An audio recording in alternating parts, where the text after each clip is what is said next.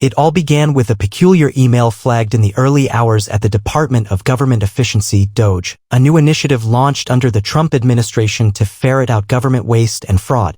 Elon Musk, appointed as a special advisor to DOGE, wasn't your average bureaucrat. Armed with a background in data science, engineering brilliance, and an unstoppable drive, Musk had one goal: tear down the opaque fortress of Washington's unchecked spending. His first target? USAID, an agency that traditionally flew under the radar, cloaked in the goodwill of international humanitarianism. But when internal financial records began surfacing showing billions in untraceable overseas transfers, Musk raised his eyebrows. Something wasn't right. Meanwhile, across the country in Louisiana, Senator John Kennedy was already raising alarms about the government's bloated budget. Known for his razor-sharp wit and no-nonsense style, Kennedy had been one of the few on Capitol Hill who questioned how America could afford ballooning deficits while potholes still peppered rural roads and schools begged for funding. Their paths crossed at a classified congressional budgetary briefing. Musk, surrounded by charts and a digital board glowing with financial anomalies, was presenting findings from his preliminary audit. "Gentlemen," Musk began, "eye scanning the room, we found a leak. Not a drip. A flood. Nearly $4.7 trillion in spending over the last decade that we cannot fully trace or account for." Gasps filled the room. Some lawmakers leaned in. Others leaned back, arms folded, clearly uncomfortable. Senator Kennedy leaned forward, his southern drawl slicing through the tension like a hot knife. "Mr. Musk, are you telling me the folks at USAID have been writing blank checks with our taxpayers' money?" Musk nodded. "Worse. They've been issuing funds through complex routing paths, sending money to third-party NGOs, many of which are headquartered offshore and some of which appear to be shells, non-existent on paper except for a P.O. box in countries like Cyprus, the Cayman Islands, and even Syria. What the hell is USAID doing sending money to Syria? That place has been on fire since Bush left office," Kennedy growled. Musk clicked to the next slide. "It gets worse. We found $3.2 billion over 4 years that went to democracy-building programs in countries where no measurable results were reported. Vietnam received $100 million to subsidize electric vehicle programs. India received funds for setting up a transgender clinic. And $1.5 million went to LGBTQ outreach in Serbia." Kennedy stood up. "Let me get this straight. We got veterans sleeping on sidewalks in Louisiana, but we got Uncle Sam funding EVs in Hanoi and rainbow flags in Belgrade." The room fell silent. Musk leaned back, calm but firm. "That's just what we found in the first 60 days. Kennedy turned to the rest of the senators in the room. "Well, fellas, it looks like we got ourselves a swamp leak big enough to drown an elephant and a donkey." The room erupted in murmurs. Some senators exchanged nervous glances. The kind that say, he's not supposed to be saying that out loud. And just like that, the first domino fell. Later that night, the story began to break on X, formerly Twitter. Musk posted a single image, a USAID flowchart with dozens of red arrows stretching across the globe and a caption. $4.7 trillion. You deserve to know where it went. Hashtag the swamp is real, hashtag audit USAID. Within minutes, hashtag Swampgate began trending nationwide. 3 days after Elon Musk's explosive post shook the internet, Washington, D.C. felt like a city sitting on a powder keg. Major networks began cautiously touching on the story, but the real firestorm was playing out online. Independent journalists, whistleblowers, and even former USAID staff began leaking more damning documents anonymously to Musk's DOGE portal. And in Louisiana, Senator Kennedy wasn't letting the issue cool down. "I've said it before, and I'll say it again," Kennedy declared in an interview on Fox News. "We need to find out who authorized these transactions, where the money went, and most importantly, who got rich off it. Because someone did, and it wasn't the American taxpayer." Meanwhile, Musk had tasked his ex-team with building an AI system named ARGO, short for Algorithmic Review of Government Operations, to trace the flow of international aid money. ARGO sifted through 40 years of records, mapping connections between contractors, NGOs, shell companies, and political donors. What it revealed was staggering. Over 900 entities had received cumulative payments totaling over $2 trillion. Many of them were development partners, but ARGO cross-referenced their board memberships with donor lists from political super PACs. A disturbing pattern emerged: millions in taxpayer-funded contracts were funneled to organizations who, in turn, donated heavily to both Democrat and Republican campaigns. It wasn't just about corruption anymore. It was about collusion, a web of money, influence, and power that reached deep into America's political elite. And then came the real bombshell, one file labeled Sand Dollar. Buried deep in a classified USAID database, the Sand Dollar operation showed that nearly $122 million had been transferred to humanitarian NGOs operating in Gaza, Lebanon, and parts of Syria. These NGOs were, according to international intelligence partners, known to have links with radical groups including Hamas and Hezbollah. Musk immediately brought the findings to Senator Kennedy. In a closed-door Senate subcommittee briefing, Kennedy slammed the folder on the table. I want everyone in this room to understand something. We're not talking about just wasting taxpayer money anymore. We're talking about funding terrorism. Do you hear me? An eerie silence followed. One senator cleared his throat. This could destabilize everything, state, treasury, even defense. If this goes public, it'll be the biggest scandal since Watergate. Musk didn't flinch. That's exactly why it needs to go public. Back in Louisiana, Kennedy held a town hall where he spoke without a teleprompter, his words raw and emotional. I don't care if it takes dragging every bureaucrat out of their ivory tower. If we send a single red cent to enemies of the United States, heads are gonna roll. The swamp's deeper than we thought, folks. But I promise you this, we're draining it one gator at a time. News channels began to shift. CNN's Jake Tapper hosted a panel reluctantly discussing the findings, while conservative media exploded with stories like USAID, United States Agency for Insanity and Disaster, and your tax dollars, they're terrorists. The White House remained quiet. Too quiet. That night, Musk received a cryptic message on his encrypted Signal app. You've opened Pandora's box. Back off before someone gets hurt. I friend in Foggy Bottom. Musk forwarded the message to Kennedy. The senator replied in one sentence. Let 'em come. I've wrestled bigger snakes than this in Louisiana bayous. As more documents trickled in and whistleblowers began requesting protection, it became clear this wasn't just a scandal. This was a coordinated, systemic heist, and it had been going on for decades. The American people were beginning to wake up. The whistleblower went by the alias Falcon. A career USAID official with 17 years of service, Falcon had seen it all. Foreign deals struck on golf courses in Dubai, U.S. taxpayer money laundered through 5 international NGOs before landing in secretive political lobbying groups, and fake invoices written by shell firms that never lifted a shovel, yet billed tens of millions for infrastructure development. He was done being silent. In a private location, Falcon sat across from Elon Musk and Senator John Kennedy with a hard drive and a printed dossier, codenamed Black Swan. His voice was steady but eyes were tired, the kind of tired only a conscience battling corruption for years could understand. Falcon spoke. You're both looking at a system, not a mistake, not a glitch, a full-blown operation. This is how Washington has quietly funded influence abroad and at home for nearly 25 years. No one asks questions because everyone gets a cut. Kennedy narrowed his eyes. You saying this ain't just a Democrat thing or a Republican thing? It's a swamp thing? Exactly, Falcon replied. This started under Clinton, expanded under Bush, and went full throttle under Obama. Trump tried to pull funding, but insiders rerouted through shadow authorizations. Even Biden's team has no idea how deep it goes. Musk scanned the files, over 1.2 terabytes of data, spreadsheets, email chains, blacklists, internal memos, and names. Politicians, diplomats, contractors, and even celebrities listed as ambassadors to dummy NGOs. Kennedy picked up a folder marked Project Sapphire. $650 million paid over 10 years to an eco-reforestation project in Sudan. The money had been billed for drones, satellite mapping, and irrigation. But Falcon confirmed not a single tree had been planted. Yet the NGO's founder was now living in a Bel Air mansion and was a top donor to 4 U.S. Senate campaigns. But what made Musk's blood freeze was a section titled Domestic Echoes, proof that some of these slush funds circled back into the U.S., paying for media influence, protest organizations, and algorithmic suppression of political content. He tapped the screen. This isn't just about foreign aid. This is about manipulating the American public.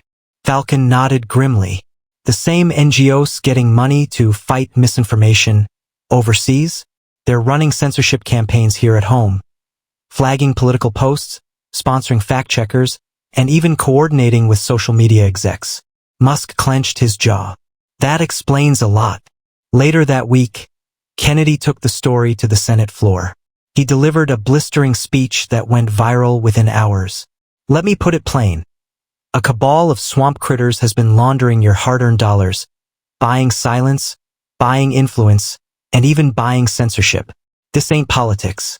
It's organized fraud dressed up in a three-piece suit and a flag pin. The backlash was immediate. Senator Kennedy was removed from 2 bipartisan committees. Musk's Doge initiative was paused pending an internal ethics review.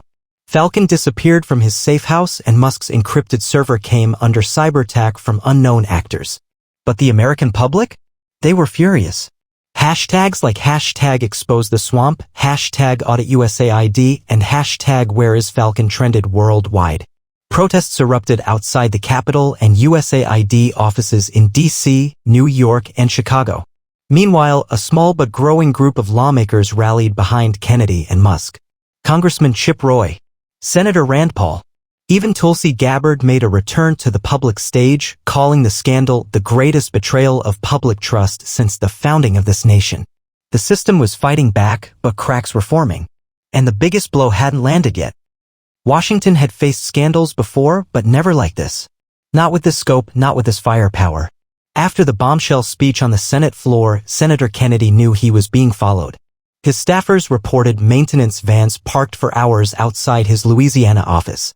Anonymous calls warned him to shut it down before it gets dangerous. But Kennedy had been fighting gators his whole life, literal and political.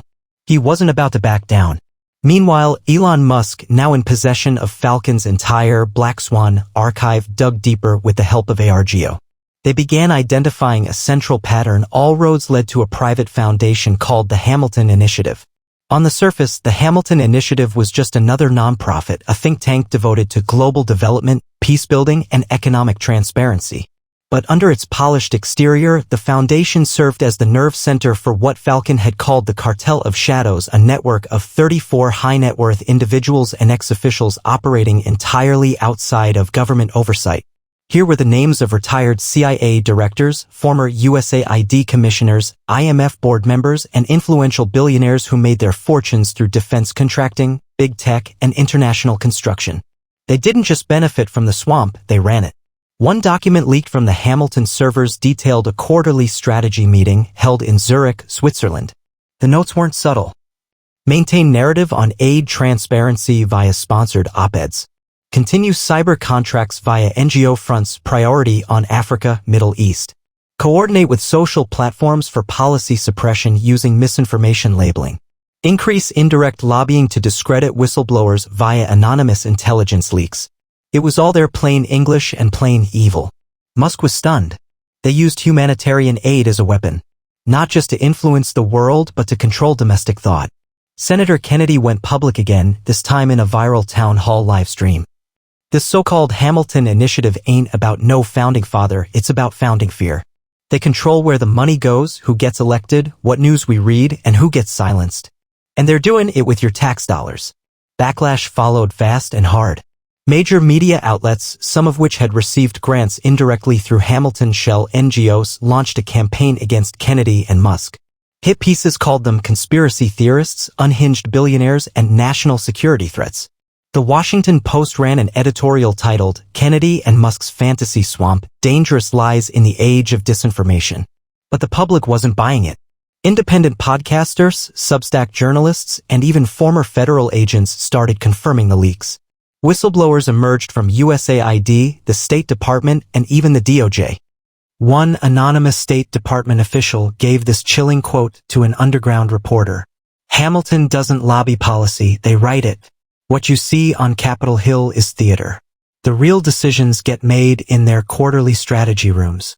Suddenly, Kennedy received a subpoena. Not to testify, but to cease and desist his unauthorized disclosure of classified operations. He laughed in the face of it on a live feed. "Let me get this straight. You're sending subpoenas to the guy exposing corruption, but not to the people running it? Hell no.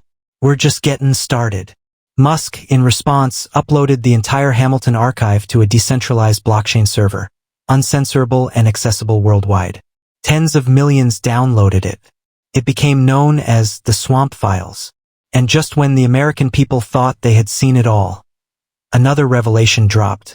Among the members of the Hamilton Initiative was a former Vice President of the United States, and a current Supreme Court Justice's spouse had served on the board of a top-tier Hamilton-aligned NGO. The scandal wasn't just about money anymore. It was about influence, power, and blackmail. The cartel of shadows had infiltrated everything. The Capitol was electric. For the first time in decades, the American people weren't just tuned in, they were fired up. More than 50 million viewers across the nation and hundreds of millions around the world watched as the Congressional Special Hearing on Government Accountability and Global Aid opened its historic session. Elon Musk walked into the hearing room in a plain black suit. No tie. No entourage. Just a thick folder and a drive labeled The Swamp Files, Final Cut. Next to him sat Senator John Kennedy, calm and collected, his Louisiana drawl ready to slice through any bureaucratic nonsense like a hot knife through butter. Across the chamber sat the opposition, career politicians, former cabinet members, and high-powered lobbyists brought in as witnesses. Many had been exposed by the Hamilton leaks. But today their power seemed hollow. The first witness, Elon Musk. He opened his remarks without notes. This is not about partisanship. This is about theft of money, of trust, and of democracy.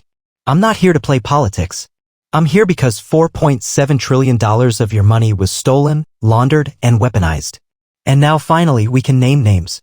He laid out the mechanics, how NGOs were used as laundering vehicles, how shell companies in Cyprus funneled cash into domestic political campaigns, how foreign aid was rerouted into PR campaigns targeting U.S. citizens with subtle manipulation of media narratives and search engine results.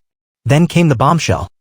One member of this very committee, Musk said, locking eyes with a senior senator, has a spouse listed as a board member on 3 NGOs that received over $340 million from Hamilton-backed aid initiatives with no audit trail. The room fell silent. The senator's face flushed. The camera cut away quickly, but the internet had already seen it. Next up, Senator Kennedy. He pulled no punches. I've sat in this chamber for a long time and I've seen a lot of ugly. But this ain't just politics gone wrong. This is a parasite that's been feeding off the taxpayers while pretending to be virtuous. You stole from veterans, from schools, from hard-working Americans trying to put food on the table. He waved a folder in the air. These are contracts, phony ones, signed by agencies that don't even exist anymore. But the payments? They're still going out. Every single month. This isn't mismanagement, it's racketeering. The committee broke into chaos. But before order was restored, a young aide burst into the chamber. He handed a document to the chairwoman, who read it, eyes widening. Mr. Chairman, she said, her voice trembling, I've just received confirmation that the Department of Justice, under pressure from multiple state attorneys general, has issued 18 federal indictments based on the testimony and evidence provided by Mr. Musk and Senator Kennedy. Gasps filled the room. The indictments included 2 former USAID directors, a former White House chief of staff, the CEO of a major humanitarian organization, 3 high-ranking lobbyists, 1 sitting U.S. senator, and most shockingly, a former vice president of the United States. Arrests began live on national television. News helicopters followed black SUVs as agents carried out coordinated operations across D.C., New York, San Francisco, and Geneva. Twitter, now X, exploded. Hashtag swamp collapse. Hashtag Musk testifies. Hashtag Kennedy for president. Hashtag where is Hamilton? Hashtag arrest them all. By nightfall, an emergency session of Congress was called. A resolution was introduced to create an independent, citizen-led oversight board to audit all foreign aid spending. And for the first time in modern history, it passed with near-unanimous bipartisan support. The swamp was bleeding. Days later, Elon Musk returned to Tesla's headquarters. He refused interviews. Just tweeted. Truth is a virus. And now it's spreading. Senator Kennedy, meanwhile, became an overnight national hero. People gathered outside his home in Louisiana holding signs that read, "You did what no one else would." And though the fight wasn't over, one thing was clear. The cartel had been exposed. The $4.7 trillion scheme had unraveled. The shadows had names now. And the swamp, though wounded, had finally met its reckoning.